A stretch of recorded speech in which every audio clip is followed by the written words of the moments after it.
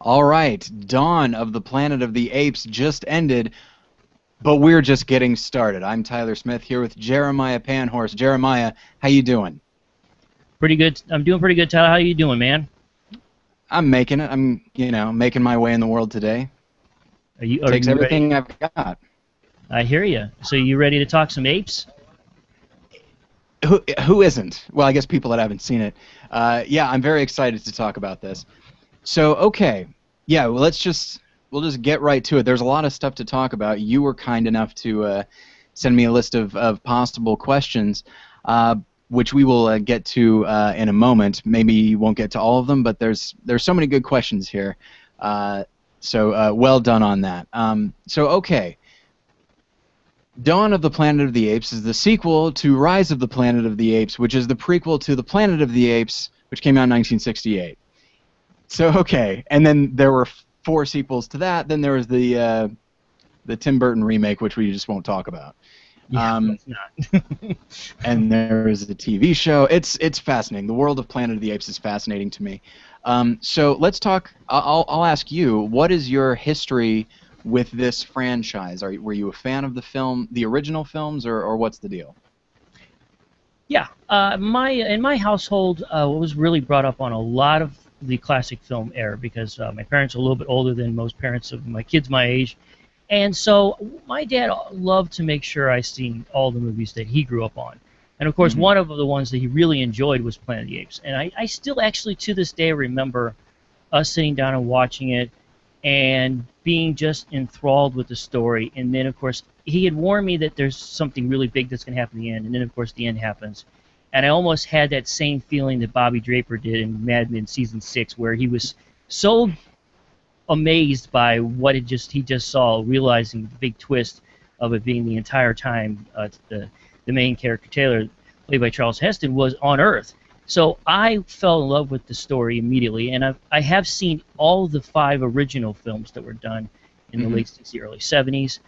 Most of the movies in the original series, my personal opinion, I think after the first one, they kind of lack in a lot of different a lot of different areas, but it was still a fascinating story, and it certainly had my mind constantly wondering so much about what if this scenario actually became true, and so on and so forth. And being a huge science fiction buff, it was right up my alley. So I've been a fan obviously since the original. Never seen any of the television series, but I have, of course, seen the terrible Tim Burton 2001 film, and of course now the more recent ones they've done, which by far has really, I think, has put a nice feel to the franchise again, and really has kind of kicked it off pretty well. What about yourself? How long have you been a fan? Since high school, I found Planet of the Apes. I mean, I say I found it. Everyone knew about it, and I think, unfortunately for myself, I think I knew the twist. Like, not unlike Psycho, I think I knew the twist before I actually saw the film, but that did not keep me from loving the film. It's good, right? Everyone remembers the twist, but it's good before that. It could turn out that he's actually on another planet, and the film would still be pretty solid. But then that the twist at the end really does cast the whole thing in a new light. Yeah, at some point, from time to time on post-show recaps, we'll do a roundtable discussion, and we really should do a roundtable discussion on how terrible that Tim Burton film is. Just a whole hour on that, because it is astounding how many things. It's all there. All the elements are there, Right.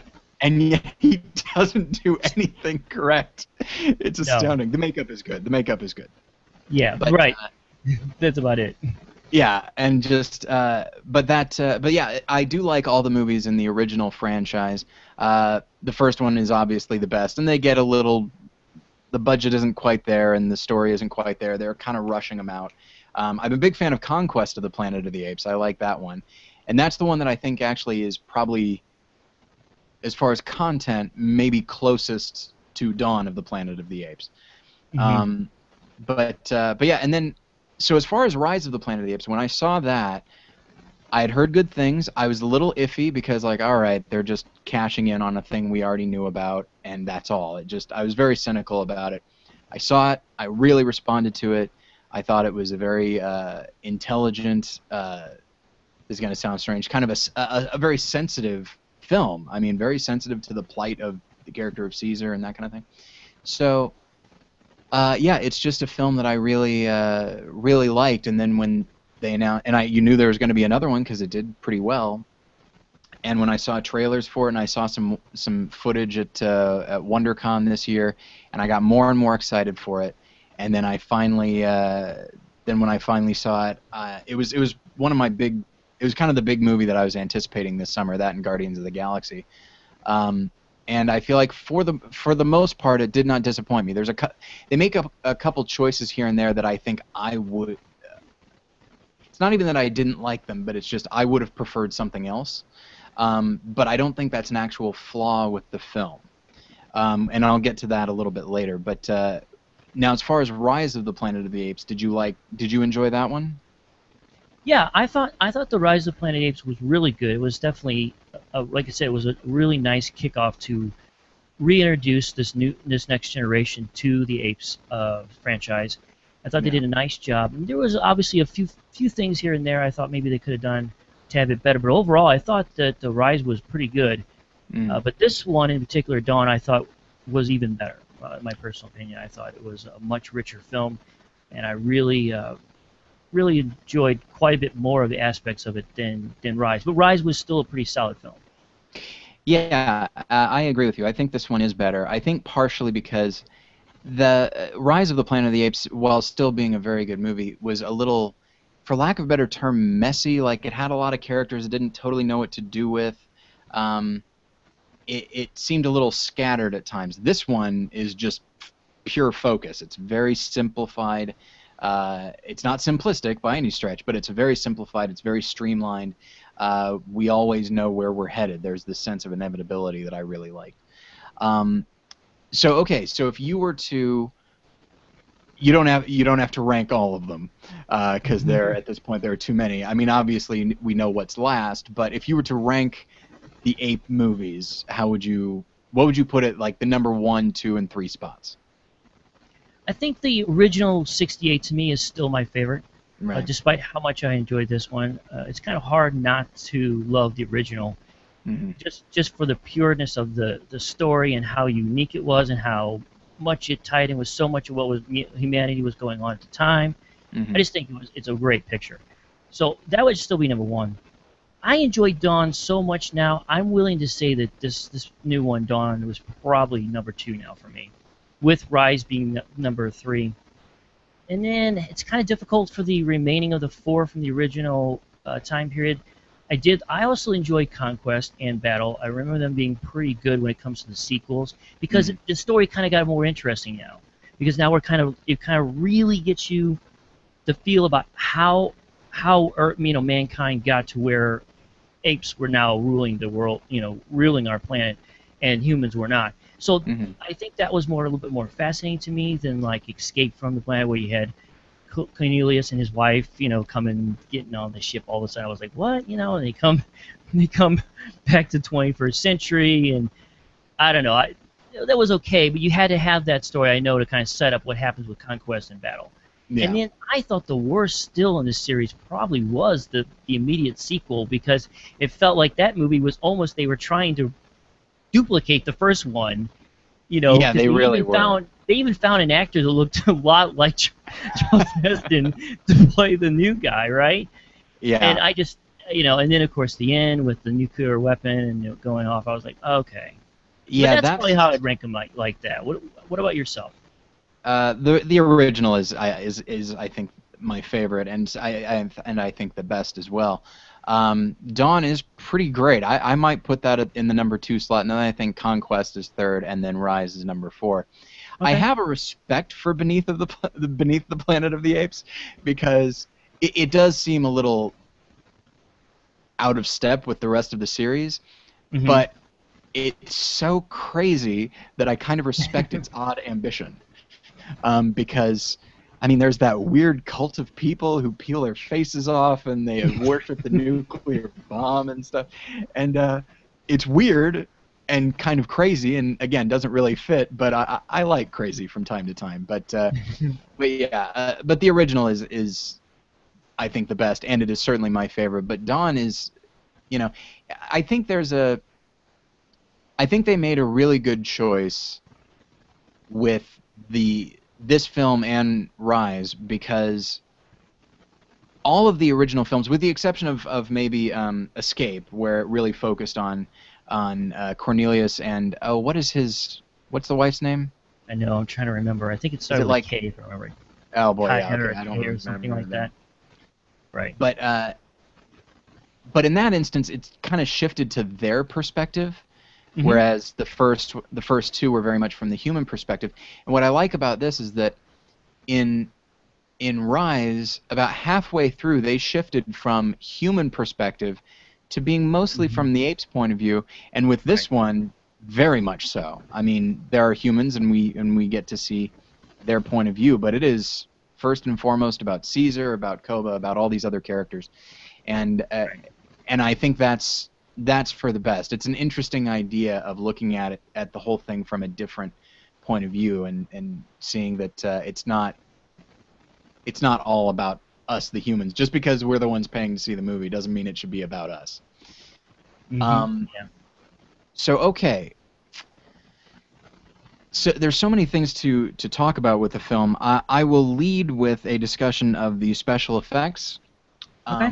I think specifically from the idea of motion capture, which for people that don't know is when they attach sensors to an actor's face and body and feed that information into the computer, so that the movements and the facial expressions and all of that's all the same, but it's on a character that's like Gollum or Caesar from this film, or like in Polar Express or Beowulf or A Christmas Carol. They can design the character to look however they want while still getting a naturalistic performance.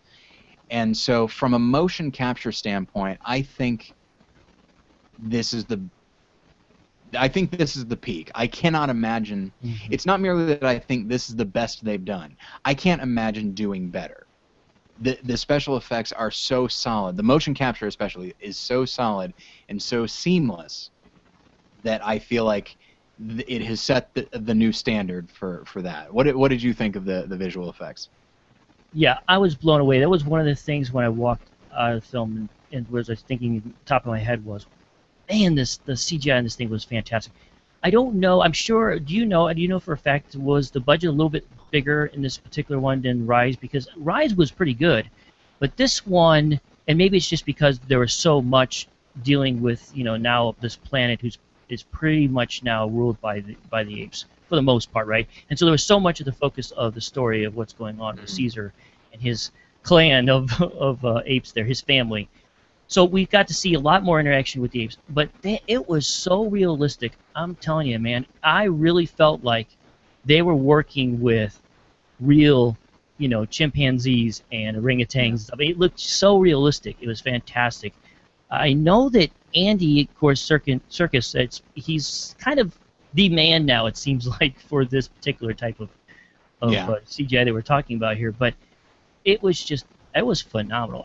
The details of every little piece of hair and the facial expressions, right, for each one of the characters were just so realistic. You could see the fear, you could see the love, you could just see everything in the emotions of every movement of their face. I was enthralled with it. I thought it was great. My daughter went with me, and she was blown away as well. Okay, now how old is your daughter? She's just about almost 19, so she should be 19 in a few weeks. And so, it's the film starts with as the trailer does, with a close-up of Caesar's eyes, and then it zooms out. And so, as it zooms out, you're seeing the skin texture, you're seeing the hair. It's inviting you to look closely and see if you see a flaw or something looks a little too digital. But no, I felt like I could reach out and touch the skin, the hair of these apes, and it would feel completely real. And that really, I was talking to somebody recently who talked about how, we're watching apes talk, ride horses, shoot guns. We're watching this. It's inherently silly, but it never feels silly. It feels completely credible, which is insane to me. um, Right. and a good portion of that has to do with the actors taking it seriously, certainly, but also, uh, I mean, they had to sell it through that CGI. If you see a flaw in it, you're not going to buy the reality of it. And another thing that I really like is it could have been very easy for all the apes to kind of blend together as far as how they look, but each one had distinct qualities. In some cases, it was something very specific, like a scar, but not every ape has that. So they had to change the fur a little bit, just the way the face looked, enough that you could tell each one apart, and I always could. And it's Hmm. it is. I really hope that when the time comes for the Oscar nominations, I'm sure it will be nominated, but I really think it deserves to win because it's not merely that the visual effects are good; it's that the performances and the characters come through in a way Right. that they don't for, say, Transformers. Right. Um, Exactly. so so let's go back to that. Speaking of the special effects and the apes, the first part of the film, probably the first 5-10 minutes, there is no dialogue. There's the apes are signing to one another, but there's no real dialogue. Um, and we the audience, we get subtitles so we know what it is they're saying. Um, Hmm. how did that work for you as far as creating the reality of this world? Yeah, personally, I had no problem at all with it. I felt like it made it just that much more genuine because we knew that for the most part, at this stage where the apes are as far as their intelligence, is Hmm. that they could speak but not real well. But we did know that Caesar knew sign language very well. We knew that he was already in the process. Early on, we could see it in Rise where he's teaching them, and so I felt it made the film feel that much more realistic as far as the story is concerned. But it was funny that you mentioned that because there was a lot of the few complaints that I saw on some of the reviews of some of the people that saw the movie. They were talking about it was made it very boring, that they almost fell asleep, and so on and so forth. But to me, if you didn't do it this way, I felt like it just wouldn't have been. If all the apes would have just been talking very, very well. I think it just wouldn't have felt like where they should be evolution wise when it Hmm. comes to where the apes should be at this particular time. Because it's only 10 years, and granted, 10 years is a decent amount of time, but it's only 10 years. It's Yeah. not like this is 6 or 7 generations of apes that we're seeing. This isn't like 1,000 years down the road. This is only 10 years after this breed of basically a new species of apes has even come about. So I thought it felt very natural, and I had no problem. It wasn't like the dialogue was hard to follow. I'm a very slow reader, Tyler. You can ask my wife. I am the slowest. Normally, any film that has a lot of subtitles is the big part of the film. I'm always, I'm in trouble. But I had no problem following along with the story. Yeah. So I give it two thumbs up. I was perfectly okay with that particular decision they made. Yeah, I think that first off, it's I'm actually a pretty slow reader myself, and so sometimes I get frustrated. But after a while, you get into a nice rhythm, and the film seems to understand that. But yeah, I do think people who said they were bored or that they were falling asleep, I do think that's kind of a silly idea. I am of the opinion that every once in a while the audience should be required to work a little bit for their art, whether it Right. be thematically or whatever. And in this case, it just meant, oh, we have to read sometimes. But it makes perfect sense for the story. Why would these characters be speaking English Right. when they're just talking to each other? They would be speaking their own language. And then you actually see, I like this a lot. Once they're dealing with humans, they have to speak more, and you Hmm. actually see over the course of the film that They their get a little bit better. vocabulary grows because Hmm. it has to. And so Right. I like that. I like seeing, as you said, the evolution. I like seeing the evolution of the society develop, of the I don't know, the interaction develop. That's something that I really enjoyed. Hmm. Now, uh, Zach Brooks. I want to make sure I've got that's the correct last name, Brooks. I only know For the other post show recaps guys by their first names. oh, this is yes, So that's yeah, correct. he sent us some videos that explain what happened in between Rise and Dawn. Now, I didn't watch them because I have this stupid thought of being a purist and that the movies should speak for themselves and they don't need all this other stuff. Uh, that's I don't think that's necessarily dumb on my part, but in the end, part of me thinks like, what am I clinging to? Come on. But did you watch the videos? Yeah, actually, you know what's funny is I kind of had that same feeling. Friday night, I had an opportunity where I had a little bit of free time, and I started to watch. I watched the first one, which is basically year one. Hmm. And then I kind of got, like you did, I was thinking, oh, you know what?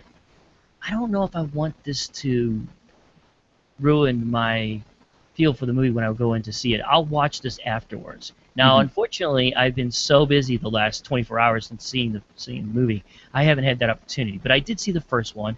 It was Yeah. nice and well done, very short, to the point.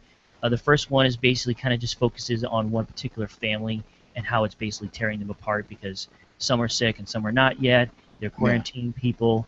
But I thought that this overall concept was really neat because this is we're in a whole new modern world when it comes to film and how we advertise film. Obviously, since with social media and things like YouTube and stuff being such a popular thing now, I think it was pretty smart for them to kind of have this to kind of fill a little bit more into the story. Even though I did think in the picture they did a nice job with those first few minutes, kind of giving us a collage of news stories and letting us Yeah. kind of fill in about what in particular has happened in the last 10 years. But I think these three short films is a nice little extra for those fans out there that would like to, after you've seen the movie, go and see it. Maybe you want to see it beforehand, whatever. I don't think it's going to ruin the movie itself. I think it'll be fine. But I thought it was pretty neat that they did that. What about yourself? Did you like this concept? Uh, I kind of like the concept, and you know what? I absolutely see what you mean. Like, as I didn't start to watch them, but that feeling of you're watching it and you think like, well, you almost feel like you're cheating a little bit. Um, I actually think I'm more inclined to go back and watch those videos now that I've seen Dawn of the Planet of the Apes. Right. I feel like I wouldn't want to see it beforehand because just like I want to go in as fresh as possible. Right. But now that I've seen it, I like to view it as just sort of almost DVD supplemental material, just more of this, filling in a little bit of the background of the present that I've now seen.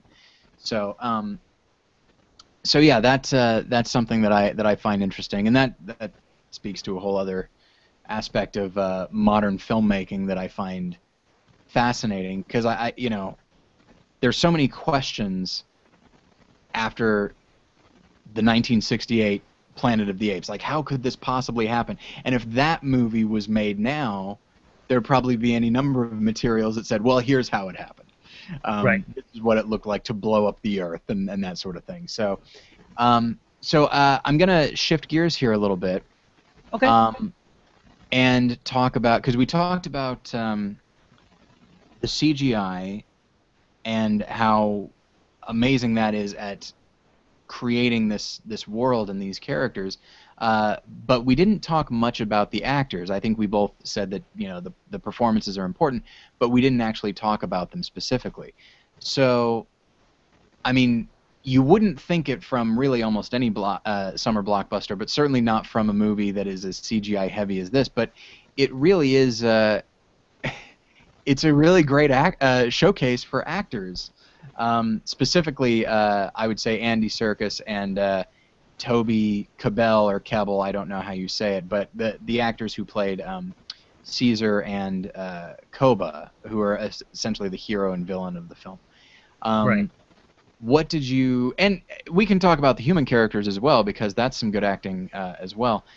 Was there any one or two performances that you really responded to?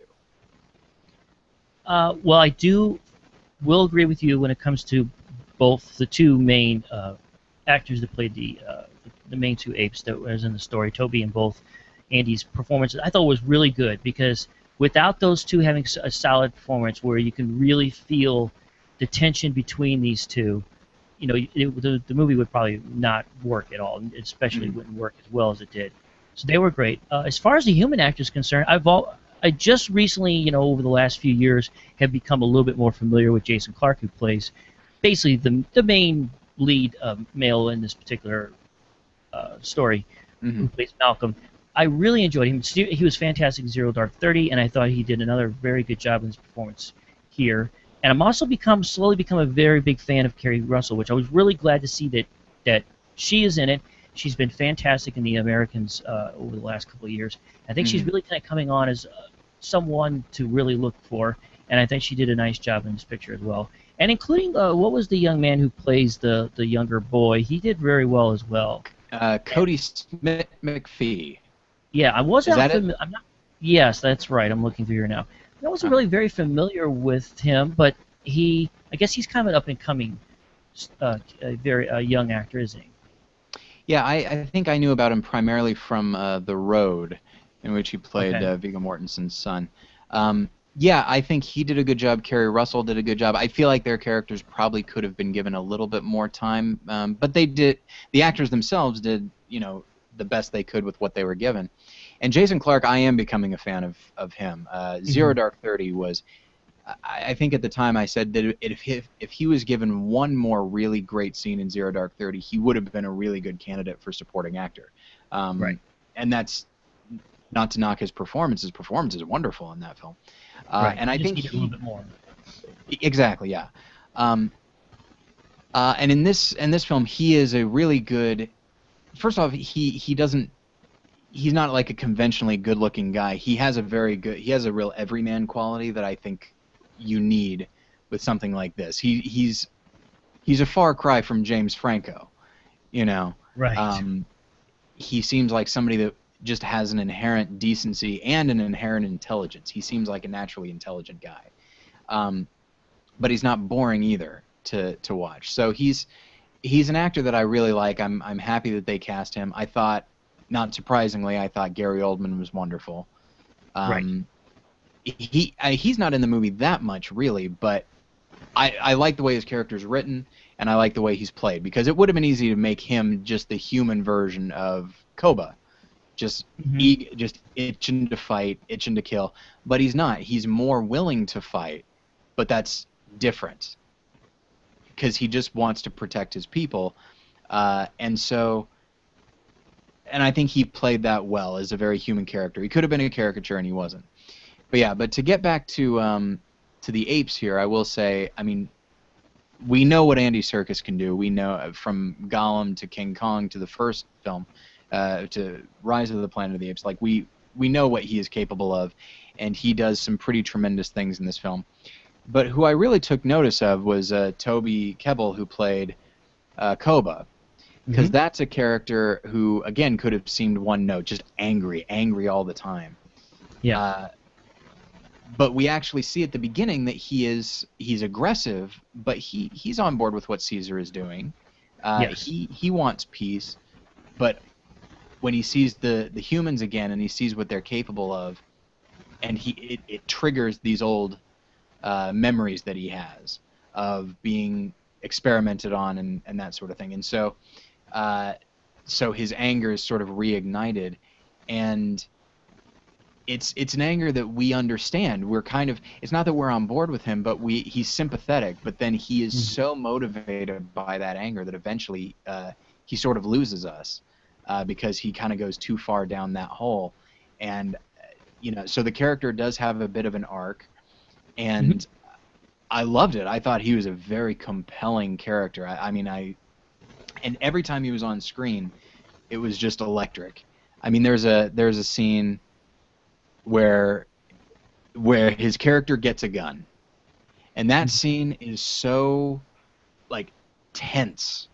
That I Oh yeah. actually saw that scene at WonderCon, and that was the scene that made me really excited for the film because I just thought, wow, this is going to be a really stressful film at times, and it is.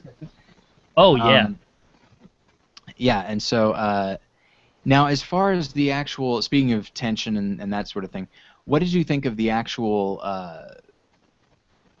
when the battle really happens? Because it sort of Hmm. it leads, everything's leading to this one very climactic battle. What did you think of that? Like for my overall feeling of the battle itself, or just the build up for the battle. Uh, let's uh, let's go with the build up first.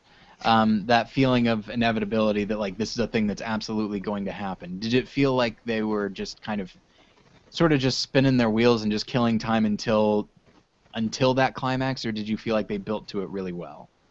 I thought they built to it very well. I think it actually goes back to what you were just talking about with Koba's arc and his story, because that's where the key to when things were going to turn ugly takes place. Because he goes through what, kind of, there's a lot. The big theme. One of the themes in this story was the fact that mankind, even though not all mankind are the same. Some men, of course, are initially evil, and some men have goodness in them. And Kobe's character basically kind of goes through, like you said, that arc where he is very faithful and loyal to Caesar, but as time goes on and he sees that the humans is a huge threat to them, he starts to lose faith that Caesar can do this. And it gets to the point where this buildup where things get worse and worse for him, where you realize he's turning to a point of no return, where his character has said, I know what I'm doing here. This is what we need to do. Even though it basically turns him into basically someone that's no better than the humans who used to torture and kill and do terrible things to the apes during our reign. So I thought that the build-up was very nice because it evolved around his story. You could feel it coming. You knew eventually he was going to do something bad. And then when it gets right up to that point where he, of course, frames up the other gentleman who I can't think right now, Carver, I think, or whatever his character's name is. Yeah. The other antagonist to the story when it comes to, especially for the human side of it, and he frames him and of course shoots Caesar, and then when all hell breaks loose. I thought it was very nice how it came along. I didn't find it to be too slow of a burn at all. I thought they paced very well. Did you feel that it was maybe dragged out a little bit too long, or do you think it was paced out pretty well? I think it was paced great. By the way, I feel like maybe I'm being a little too hyperbolically positive about the film. There are things I don't like, which I will talk about a little bit later. But it's still a great movie, and I feel like it's very methodically paced. And I mean, we all know that it's going to end in a pretty big battle. We know that, and yet it doesn't seem predictable. Instead, it has that feeling of dread, where I mean, as movie watchers, we want to see that battle, but as people, we just think like, oh, we don't want this to happen because we're on board with Caesar. We're on board with the Malcolm character. We don't want to see this happen. Right. Yeah. The audience wants it to end peacefully if they can. Yeah. Right. Yeah. I think the film wisely takes the inherent predictability of a summer blockbuster and kind of turns it on itself to the point where we know what's going to happen, and that actually makes us frustrated because we don't want it to happen, even though that's essentially why we came to see the movie.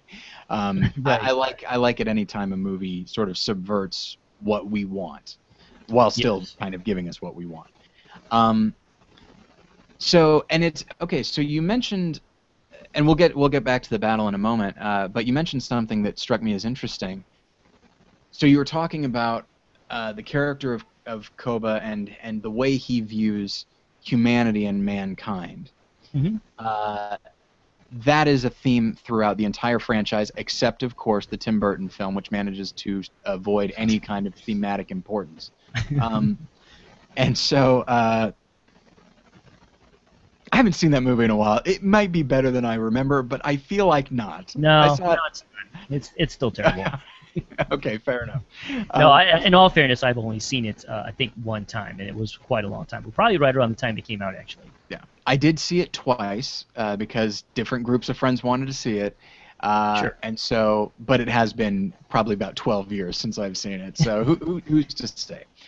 But yeah, so these films are very much about humans and mankind. I mean, that's what that twist is about in the original. It's the realization of, oh, the reason that apes run the world is because humanity, we had our chance and we ruined it for ourselves. I mean, it's a very cynical franchise, and and actually, I feel like maybe this film isn't quite cynical enough, and that's one of my problems with it, which I'll get to in a moment. Uh, but yeah, so how did you respond to the way this film explores what humanity is?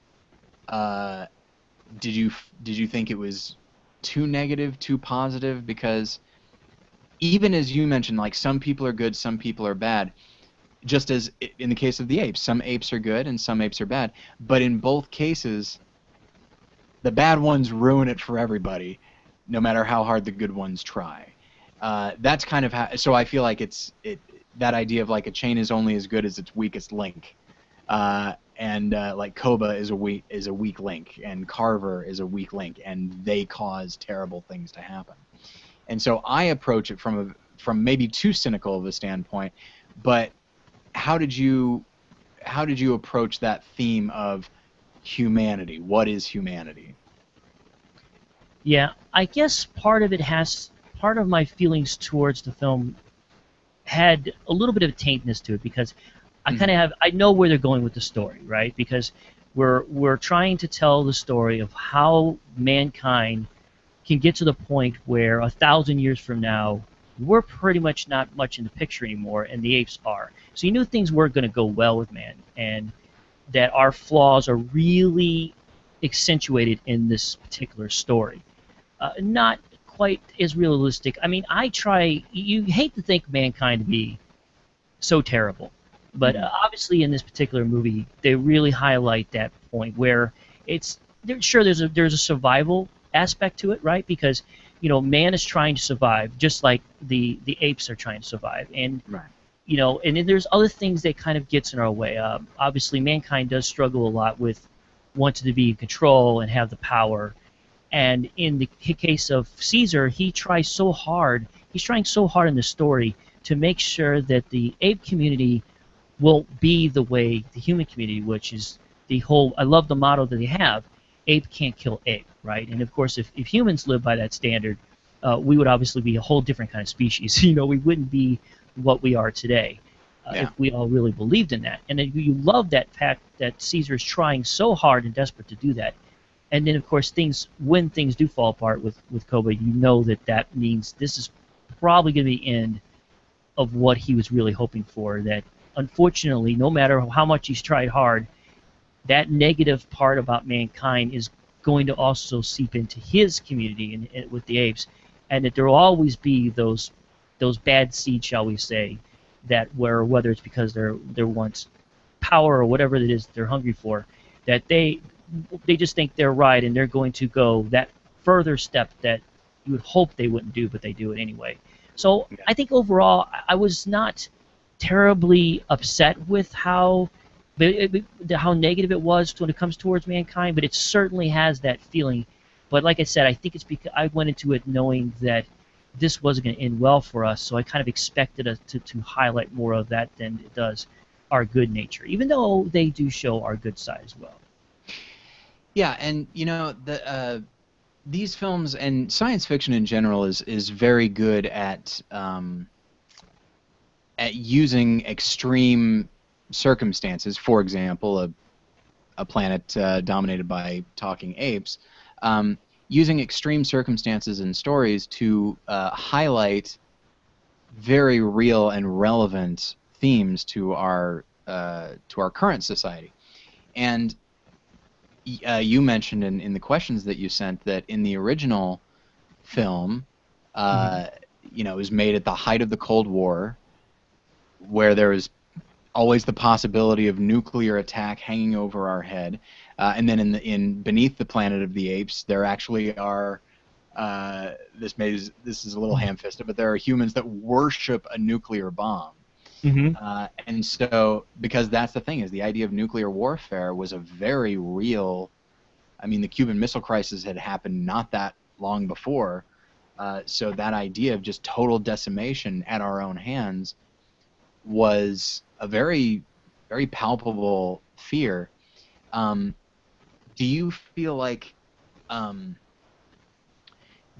aside from exploring mankind and sort of the destructive nature of mankind, um, do you feel like there were any other very relevant to our current society things that were explored? I know my answer, but was there anything, whether it be the nuclear thing or anything else, that was explored in Rise and Dawn of the Planet of the Apes? Yeah, I think this particular reboot stories we have, there is some aspects. The problem was today is that we have, as humans, we face lots, I mean, multiple different kinds of fears now. Hmm. Uh, we still have, of course, we always will have the fear of nuclear weapons as long as nuclear weapons are out there, Yeah. and different countries and nations that maybe we don't always totally agree with have them, and we're always going to be concerned they're going to be used. Obviously, here in America, we have lots of fears about North Korea, and now, of course, parts of Islamic nations. That those are ones, certain ones that we're worried about as well. There's always going to be that fear, and in this particular story, with the reboot, we haven't really touched on necessarily those fears, but other fears, like Hmm. the fear, like what happens with the virus that pretty much wipes most of humanity out. Yeah. That has always been a scare, and especially now, I think, where we're living in a world that's dominated by the fear of terrorism and things like that. There is that fear always that maybe mankind could be wiped off by some type of a virus that we aren't able to contain fast enough Yeah. and till it's too late. So there is some of those fears in there, but I think also just that overall fear that mankind itself will be the demise of ourselves because of our actions, right? And I Yeah. think that in these reboots, that overall theme is in both of these movies, Rise and Dawn, where it's just like if man doesn't get his stuff figured out, this could happen, right? And Yeah. and that's always, I think, is going to be an overwhelming fear. And I think they do a nice job, I think, in presenting that Hmm. fear throughout the two movies. Yeah, But yeah, absolutely. even though it's very different, maybe than the original idea of the story that from the '60s and '70s, from that original five movies, it's a little bit of different fear because it put a lot of focus on nuclear because that was such a terrifying thing at the moment. Hmm. But in this one, this is kind of to them. I feel like a more realistic story anyway. The idea with the virus and how Caesar came about, the experimental drug on our humans and how it went bad and then didn't work for us, but it created this superior race of apes. So I kind of like that aspect of it. But overall, I think it does a nice job though of still touching on a lot of those fears we have. What about you? Obviously, you certainly have some feelings about this.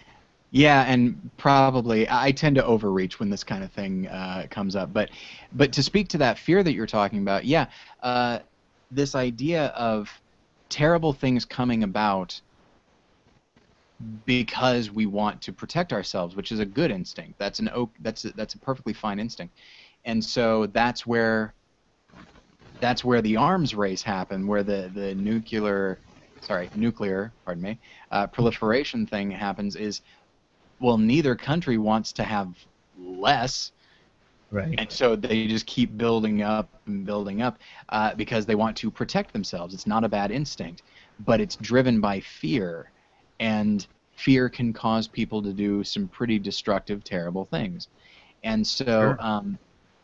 so yeah, this explores that just as much as the original. Um, I did have this thought. I do tend to, I maybe extrapolate the concept of American foreign policy a little too much from things. I remember when I saw Land of the Dead, um, which came out in 2005. I remember walking out of that with my friends and saying like, "Oh man, that really had a lot to say about this, this, this." And they said, "What are you talking about?" And I gave my reasons, and I think they're good reasons, but I also think that sometimes I go looking for meaning where maybe there was none meant. But I will say that, you mentioned like certain Islamic nations, and that's a fear that we have.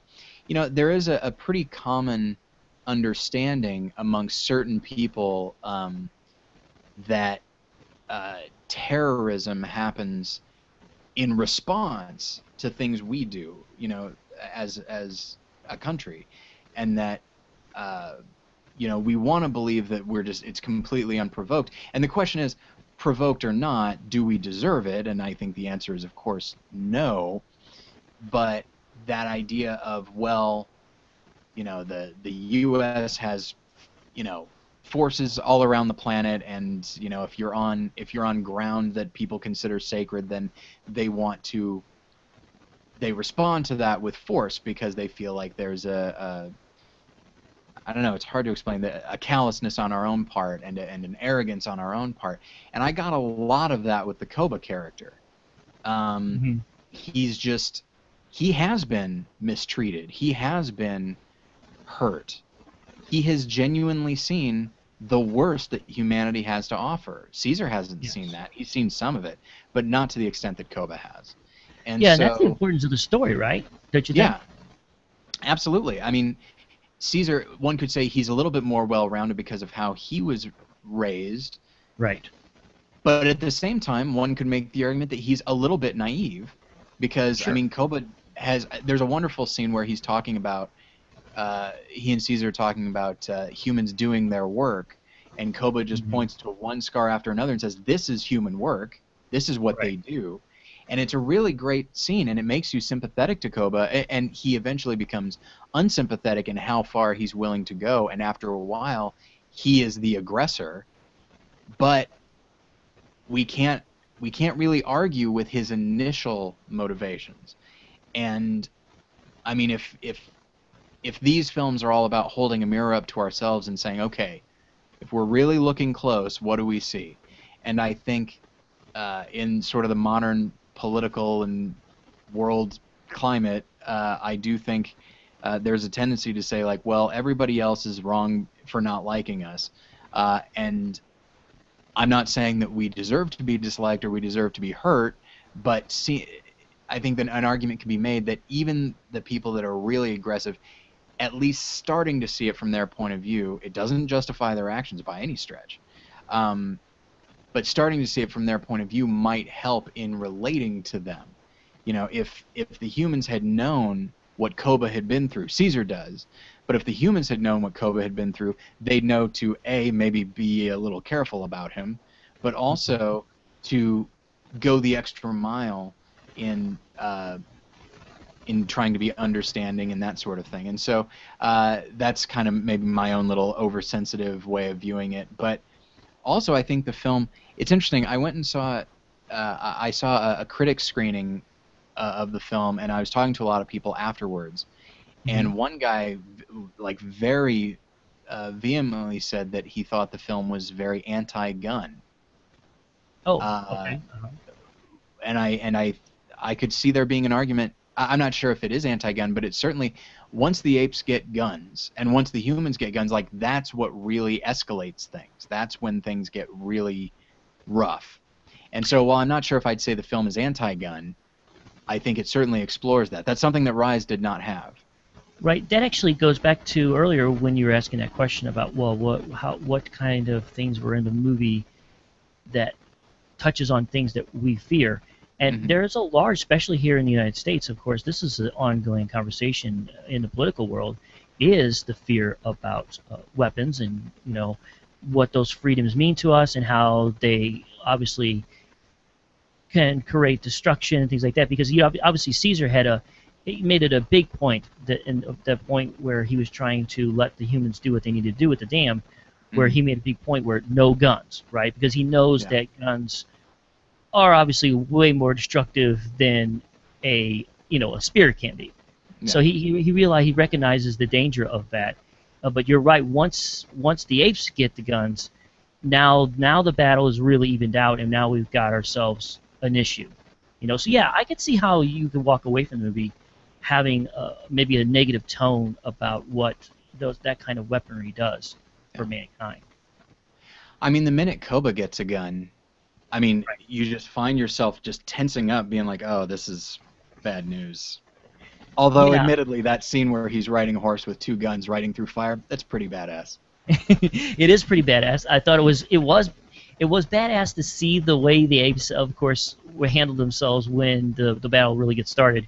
But I do agree with some of the, if I was trying to nitpick things in the movie, I will agree with some of the people that wrote about how they thought it was a little ridiculous to think that with these apes never really seeing a weapon until they have this interaction with the humans, and seem to be able to handle a semi-automatic weapon with ease without having any training whatsoever. I mean, I have to admit, I've never fired an AK-47 or any type of high-powered weapon before. I have a feeling I probably would need a little bit of training before I could just pick it up and blow somebody away. So I guess I can understand that. But it is a fiction. It's a fictional movie. It's not meant to really look at things in a logical way when it comes to things like that. We're just supposed to take away the fact that these apes are just that damn smart. Yeah, realism is kind of a double-edged sword sometimes, because Yes. we have to believe that these apes could really talk, but then, and they do a pretty good job of selling that, but then Right. as a result, we start holding it up to a completely realistic standard, and then in the end you have to say, I'm sorry, what do you believe wouldn't be able to fire those guns so quickly? Oh, the talking apes. Maybe we can suspend our disbelief just a little bit. Yeah, that's exactly right. I think that it's funny whenever I see people complain about those kind of things, because I'm thinking to myself, you're watching a science fiction movie where apes are able to talk and sign language and build things and do just about almost everything human beings can do. So I don't know why you have to want to nitpick the fact that that the apes all of a sudden become experts in weapons. If we wanted to, we can nitpick about a lot of things that the apes are able to do. This happened with the third Batman movie, and that's the thing. You can't have too many instances of, okay, we need to suspend disbelief, because after a while it starts getting a little lazy, because you do need to try and sell this to us. But Sure. I remember Dark Knight Rises, a lot of people said, like, well, what about this? What about that? And that one maybe did have a few too many instances of we have to do the work. But I remember thinking in terms of like, yes, in this world where a guy dresses up like a bat and fights crime single-handedly, maybe I can cut a little bit of slack here and there. Right. But yeah, and I will say real quick regarding the battle in which the apes have their guns and that sort of thing. It's exhilarating, it's scary, it's all of these things. I mean, it culminates in that shot of Koba on the horse with two guns, looking awesome. But there's also a shot in there that I love in which Koba takes over a tank, in which it's just one fluid shot, and I love it. It's wonderful. The battle is handled. From a director's standpoint, I mean, this film is solid. This is like Matt Reeves, whose previous work I'm mostly unfamiliar with. I mean, he's got a nice consistent tone throughout. Mm-hmm. He's able to direct actors. The action is fluid and exciting. I mean, it's from a directorial standpoint, like, this thing really does not step wrong. Yeah, I was very impressed with Matt's with this direction of this movie, because I'm not extremely familiar with his work neither, but I walked away being very, very impressed. Yeah, I mean, I'm excited at this point. I'd say I'm excited to see what he does next. I agree. I walked away from it having the same feeling. Okay, now speaking of walking away, that implies an ending. Not of this episode, of course. We're a few minutes away from that. So now we get into the problem that I have, and I don't even really think it's a flaw with the film. I think it has to do with just what I like and what I prefer. As we've, I think, done a pretty good job of talking about, this is a kind of a fatalistic series. We're always working towards the overall decline of mankind. And this film, it feels like there's a kind of a sense of hope, because Caesar, I mean, I don't want to get too spoilery about it, but there's a moment where you think that he's dead, and it turns out he's going to make it. And Koba is neutralized, and so the big threat of the film is neutralized. Mm-hmm. And part of me just thinks, like, okay, that's fine, but how does that get us to a world where humans are enslaved by apes? I mean, that is a very dark idea, and I feel like Caesar will never arrive there. He will never get to a point, even if he wins the war that is alluded to at the end of the film, even if he wins that, he is never going to get to a point where he's okay with humans being enslaved or being lobotomized for being too smart, or all the other things that we know about this franchise. And so it does feel like the science fiction premise of the film is sort of at war with the fact that it's a summer blockbuster, and they don't want people walking away thinking, oh, well, I guess humanity's over. That's a bummer. Right. But that's where we're going to need to wind up eventually, and so part of me just feels like they had an opportunity to end on a much darker note than they did, and they opted not to do that, and I think that left me a little bit unsatisfied personally. Just because you know that the upcoming movie is going to be just that much darker. I felt like maybe that was something done on purpose because of the fact that if you really think about the way this story's going to go, this next one has to be extremely dark and depressing. Yeah, they're going to have to do it eventually. Right, not only because we know things do not end well for the remaining humans, but also too the fact that everything that Caesar has fought for, where it comes to peace among apes and also peace among humans, which they touch on that. He mentions there at the very end where he tells Malcolm, the character Malcolm, that unfortunately the deed is done and that we can't go any. The humans will never forgive this. Yeah, which I is do love right. that line. And I think that's great. So yeah, it's just going to be so dark. I mean, I think that honestly, I still walked away through feeling kind of depressed, not depressed, but down about the fact that I know things are not going to go well. I mean, I see where you're going with. I see that yes, maybe there was a little bit of a positive feel to it, but I still felt like knowing that the humans were coming and the battle was going to be very intense next, and that things just aren't going to go well. I thought that the movie ended still pretty gloom. But you felt like it was a little bit on the up, huh? I feel like, I mean, certainly not uplifting by any stretch or encouraging, but I feel like it's one of those things. Let me put it like this: as long as Caesar is in charge, I feel like we're going to be all right. Which is why he can't be in charge. Like, they had the opportunity to make him something of a martyr in the film, and I think it would have been more powerful if they had done that. Maybe like Koba doesn't necessarily have to be in charge, but you could have that Caesar has died, Koba has been neutralized, and so the apes will continue, but they don't have their leader, who is kind of the conscience of the apes. And so without him to guide them, maybe they'll start to go a little bit wrong. And so, but as long as he's around, they're going to submit to him. They're not going to question him. They've seen what happens when people question him. And so that's the thing, is I feel like it didn't have to end on like a super bad note, but eventually they are going to have to, in my opinion, kill Caesar to arrive at the place where we know they are eventually headed. They had an opportunity to do it with this movie, and they didn't, and I feel like that isn't necessarily a mistake, but I feel like it and I don't want to be too cynical about the studio mentality, but it did feel like they're just sort of kicking the can down the road, saying like, all right, eventually we're going to have to bum some people out, but we don't want to do it right now because there's money to be made.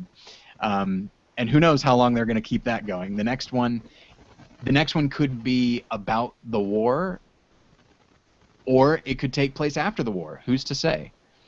I'm not sure which one I prefer. This is a good transition. I know that one of the questions we had by Mike Raymond was he wants us to talk about the next film. He even has questions about what we think would be the title of it. He said maybe it would be War for the Planet of the Apes. Yeah. This idea to discuss. I mean, I know that they still haven't worked out a title yet, but I know that that production has started to get things going with the film. This is a really good question about where they're going to go with this story, because how dark is it going to be? It's where we'll even start, right? Will it pick up right as we left off in this movie, like a few months later or a few weeks later or whatever? Or are they going to take it a whole other direction and go maybe far beyond the story? It's going to be very fascinating to see what exactly they have in store for this. right? I would say that for the most part, because I think Matt Reeves is signed on to direct the next one, and if that is the case, then I will be there. I'm excited to see it. Yeah. Um, Regardless of how I feel about how this one ended, based on this movie alone, I trust the director. I Hmm. may not always trust the studio, but I trust the director, and so I'm excited to see what the next one's going to be. But yeah, that was my big problem. Was I just felt like they didn't. I feel like they gave it about 85% as far as like full on sci-fi. I think they got right to the edge of, all right, how far are we willing to go? And then I think they backed off a little bit, which is something that the original film did not do. By Hmm. which I mean the 1968 version. I feel like these, and then the second film ended with the nuclear bomb going off, killing Charlton Heston. Spoilers. Um, from a Right. film from like 1970. But so I mean, this is a series that does have a definite degree of fatalism and cynicism to it, and I feel like these movies haven't necessarily had that. But even Rise, it ended with, you know, it's bittersweet because Caesar is leaving. He's going to be with his fellow apes, but we're also seeing, okay, this disease, this virus is spreading, and now humanity is dying. That is not an upbeat ending, but it also promises that, okay, what will the follow-up be? Whereas this one, I feel like, I guess that it promised a war. I don't know. I can't put my finger on it. It felt like it just didn't go far enough for me. But that doesn't stop the movie from being great, Right. You and know, one that I wholeheartedly recommend. maybe some of the answers kind of lie a little bit, Taylor, into the fact that this story, you know, whether you want to call these reboots or whatever you want to call them, it is a tad bit different though than I think the original concept of the original films. Because the original one, you're kind of left that when he realizes what had happened, the darkness of the story was is that mankind pretty much blew ourselves up. Yeah, The initial world war that everyone fears, where basically it's all nuclear and all of us pretty much die because of it, and that somehow these apes did survive, and they wind up becoming the dominant species anymore because there's basically hardly any humans. Now in this particular story, or at least at this point right now, unless nuclear weapons are going to get into the discussion with the next movie, so far the story is a little bit different as far as the demise of mankind, right? yeah, and which begs the question, because the next film, it could be the war. I think it probably will be, Hmm. just because people like spectacle, and I'll probably like it too. Um, but then that does beg the question: are they going to essentially remake Planet of the Apes? Because right now they've Right. danced around it, they've led up to it. Are they going to do a new version where an astronaut returns and sees this, and then, I mean, of course, it's not going to be, the big twist is not a twist for us because we've been there the whole time, but it'll, at that point, the excitement for us will be to see how the ape civilization has become a genuine thriving civilization. And so, do you think they will ever actually do that, or do you think they'll always find a way to not remake the original? It's a good question. I think that it's possible. I think it's very possible that maybe their mindset is to do something different than the original and completely kind Hmm. of change the story. Yeah. I know that maybe that might upset some of the purists of the story. The ones that hate whenever like it's like when J.J. Abrams redid Star Trek. There were so Yeah. many people that were upset about him changing the story.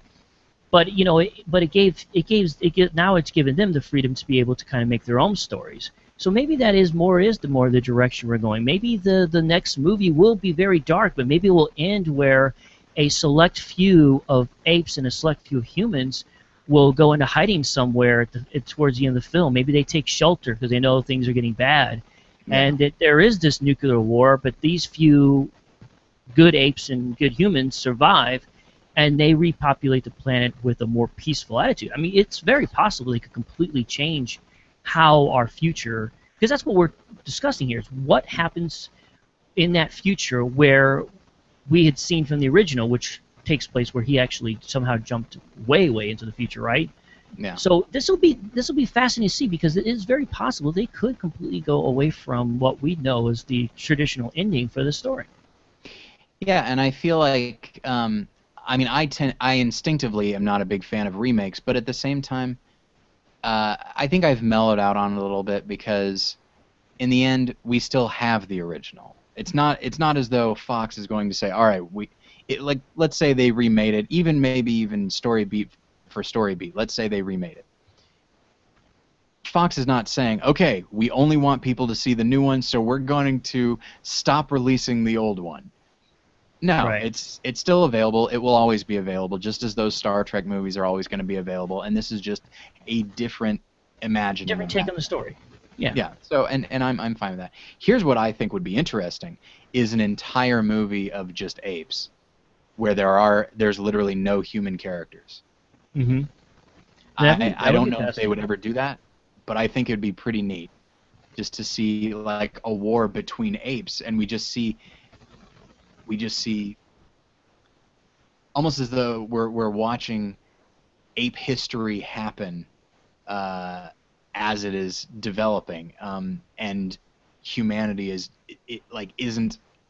doesn't play a factor at all. At this point, if it is indeed the planet of the apes, then they will have their own. They'll have their own wars. They'll have their own civilizations, and I would like to see that develop. Again, it's what I'll say this: what is interesting is that there are so many different directions it could go at this point. Right. That is something that doesn't happen a lot in franchises. Sometimes it's just like, all right, I see where they're headed. This one, it could go off in any direction and could be good. So I'm very excited for that. Yeah, because I think no matter which direction for sure they go with the story, in the end, I think when they are done with them, we should be able to walk away from and look at that title, Planet of the Apes, and know that in the end, Earth, for the most part, will be ran by apes. Now, whether or not there's humans involved at all, or what exactly our scenario will be on this planet, whether it's complete role reversal where we are like the pets, the ones that you see in the zoo, maybe the apes will come and visit us in cages, and then they're like, oh, look, mommy, that one has a wild-looking hair, or something. They got to pay a quarter to, get some food to feed us some McDonald's, or something. But I mean, they just give us Twinkies. To me, I think as long as they stick to that premise, right, that in the end, this planet, for the most part, will be ran by the apes, and it will be their planet, and it will no longer necessarily be ours, and that our role will be a very small role. And I think, however they do that, hopefully they'll be able to do it where it's not so dark and so depressing that, new generations that are seeing this won't go, oh my God, I'm not going to see that. We all just die, and hopefully it won't be that depressing. Maybe they'll find a way to make it a little less. Because if you think about it, when you see the end of the original film, that's pretty depressing. It's pretty much says, we're gone, except for a very few of us that are like mutes for the most part, and the apes are running everything. It's a very depressing story if you think about it, but it'll be very interesting to see which direction this new group of people take this story. Yeah, I'm very excited for it. Are there, before we sign off, are there any comments, or have we kind of answered everything? Oh, for the most part, we've answered everything. Okay. Let's see. Trey Devon actually did talk a little bit about. Now, did we say his young is it Cody Smith McPhee? Is that what we said? Yes. How do you pronounce the name? Said he wanted to make sure we point out the fact that he was very excellent in the movie Let Me In, which I don't think I've seen Let Me In. It's a 2010 film. Did you see that one? I did not, but it is directed by Matt Reeves, and it's a remake of The Right One In, which I also did not see. So I'm mostly ignorant of that. Yes. Well, it looks like Trey was. He said he's very impressed though at how much he's grown in the last 4 years when he made that movie. So he was definitely a young man. I think is someone we could probably look to as hopefully maybe get more roles. I think so, and yeah, I was looking him up earlier. He's Australian, and so I'm not sure how thick of an accent he has, but I got no trace of it in this film, so he's at least able to do that. Right. I thought he did a really good job because Yeah. I have to admit I didn't pick up on any of the Australian accent at all. Not at all. It surprised me when I found that out. But yeah, and he does have a very distinct look to him. He does not look. I don't want to say ugly or anything, but like he doesn't look like a conventional young actor. I think he has a very he's very striking in certain ways. He has very striking eyes, and so yeah, he's a good actor, and I'm interested to see what he does as he gets older. Yeah, I think he's definitely somebody to keep an eye on. Yeah. Along Are there with any Matt, other? I'm very Go ahead, excited sorry. to see more of work from Matt Reeves, like you said. That's another thing I'm going to keep an eye out for. So And it yeah, sounds that like was the the only two of questions them. we had. Sorry, go ahead. No, I was just going to say I think we've covered all the questions we had at the moment. Okay. So we could definitely remind people that if as questions come up, they're more than welcome to bother us, of course, on Twitter if they want to, right? Sure, absolutely. What's your Twitter handle? I know it's right there, but it doesn't have to say it. Yeah, my Twitter handle is at jpanhorst. That's JPANHORST. Definitely would love to talk a little ape talk if you want to. So you can definitely hit me up. Every time I look at your Twitter handle, I just think it says Japanhorst. Yeah. But it just yeah. It's unfortunate. I know. Yeah, my Twitter handle is @morelessons, which is reference to a podcast that I do. So yeah, I guess that will that is the end of this. But I know that there are other shows that are covered on post-show recaps. Jeremiah, why don't you talk about that a little bit? Yeah, I just want to remind people to keep an eye. We are constantly got new stuff being added all the time. In fact, tonight we have we're going to be covering The Strain tonight, so that's very exciting. A new FX series. I don't know, Taylor, how much you're familiar with that, but has to do with very. I know it's vampires, but not like any other kind of vampires we've ever seen before, and it's of course based on a book. So that should be very exciting. And also too, we're covering The Leftovers. I don't know if you've seen that. That's also it's another HBO series that's very fascinating. Another look on what mankind would do when a huge event in this place, basically where a bunch of people disappear, kind of like a rapture type thing. Yeah. So yeah, we always there's constantly new and exciting television and movie stuff that we're discussing here on a post-show recap. So we just want to remind everyone, keep going to postshowrecaps.com and check it out and see what we got going on, because there's always something that will hopefully interest you. So. Absolutely. So okay, I think that is about it. So, Jeremiah, thanks for talking. Hey, thanks for what is it? The original franchise. Anytime they like really opened it up for toys and stuff, they would say "Go Ape." So, Jeremiah, thanks for going ape with me. Well, it was my pleasure. Absolutely, and I'll see you back here in 3 years when the next one comes out. That sounds like a plan. I bet they get it out faster. I bet they crank them out pretty quick at this point. That's how it was with the originals. But anyway, Absolutely. Sorry, that's a conversation for another time. Okay, so I think that is it. Thanks, everybody, for tuning in. This was a lot of fun. Take it easy.